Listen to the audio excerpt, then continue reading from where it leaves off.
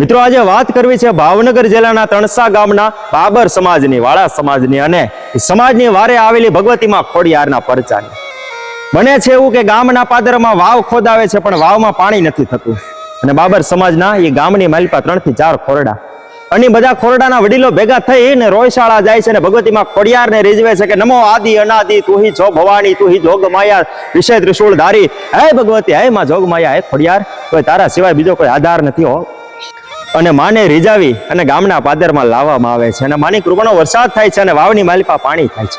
પણ અમુક કારણોસર એ વાળા પરિવારે ગામને મૂકવાનો વખત આવી પડે છે અને આ વાતને 400 વર્ષ વયા ગયા અને માં ભગવતી ખોડિયારને રાજીપો આવ્યો અને અલગ અલગ જગ્યાએ જે વાળા પરિવાર વિખરાઈ ગયો તો એ બધાને માં ભેગા કરે છે અને એટલું કીધું કે વાળાના વાવની ખોડિયાર થઈને વાવની માલિપા પૂજાવ છો અને જાવ મારા નામથી કોઈ પણ કાર્ય આદરો અને કાર્યને પાર ન પાડું તો મામડિયા માતાની ખોડિયાર નો કહેવા. ભલા માણા હું વાત કરો છો. નમો આદિ અનાદિ તું હી છો ભવાની તું હી જોગ માયા તું હી બાકબાની.